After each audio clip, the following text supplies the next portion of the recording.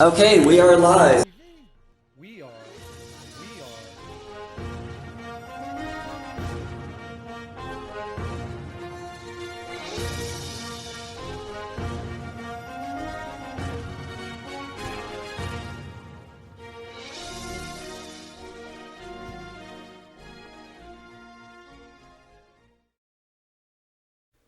Hi, I'm Joel Furchess for the Mentionables, and today we're going to continue to look at 10 questions to ask every Christian.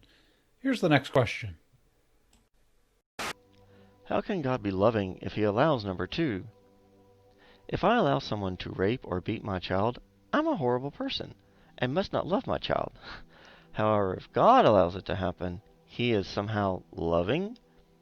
Wouldn't he have provided himself a foolproof way of loving us without somehow ruining something else if he was truly loving? One of the primary ways that love is defined is by sacrifice. Right? A parent sacrifices for the good of their children. A spouse sacrifices for their partner. I mean, if you've ever gone to any kind of motivational speaker or marriage conference or anything like that, chances are you're going to hear the phrase, how do you spell love? Time, that you spell love by time, because you show love by giving people of your time. Well, why is that? Because time is the most valuable asset that we have, right? Once it's gone, it can never be gotten back. To give someone our time shows them how valuable, how important they are to us. So love is sacrifice. Sacrifice is one of the primary ways that love is shown. And in order to bestow on us the infinitely valuable gift of freedom, God had to sacrifice his direct control.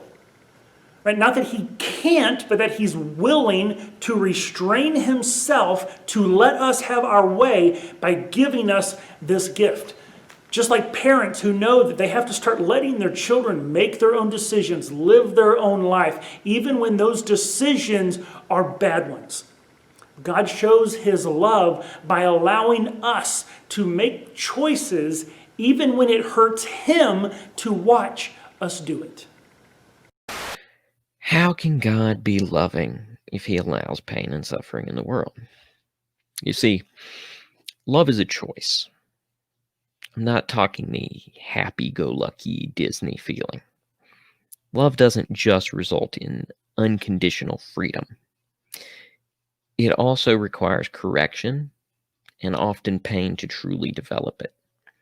Love is not without consequences and sacrifices.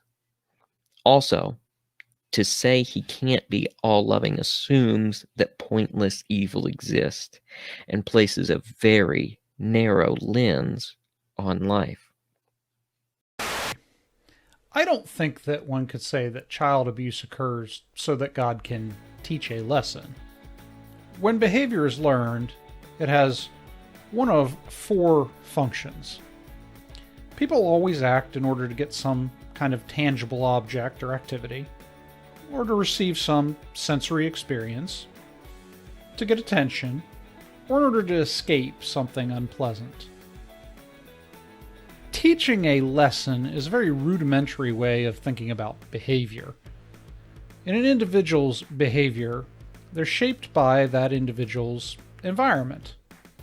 So in terms of pure behaviorism, what a child experiences early in life will create behaviors later in life.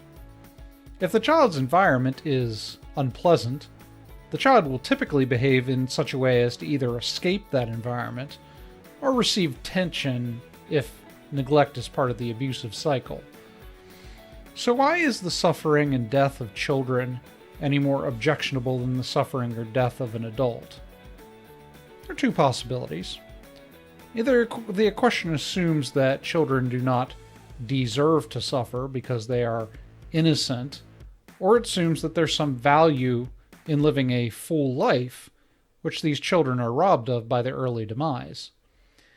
If the first objection assumes some kind of karmic system of reward and punishment based on a person's innocence or guilt, there is, however, a biblical principle which suggests that when an individual, adult or child, is subject to hardship, this makes successes all the more potent. Meaning that a person succeeded in spite of hardship, rather than their success being credited to some benefit they experienced. Under this perspective, it's not so much to teach the child a lesson as it is to teach the individuals around that child a lesson. Now, of course, you and I are both aware that more children from these kinds of backgrounds fail than succeed. And this is unfortunate. But does it indict God? As we've argued before, individuals on earth are held responsible for their actions toward one another.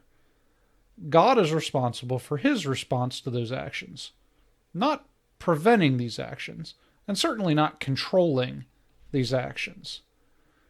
God stands in a position of ultimate justice. When individuals act, if they're wise, they would act with the ultimate repercussions of their actions in mind. Meaning that God does not allow children to be abused to teach the child a lesson. He allows it because it is not his responsibility to stop it. His responsibility is, instead, to judge and bring justice upon the act. God is not the police force. People are responsible for policing themselves. God is the prosecutor.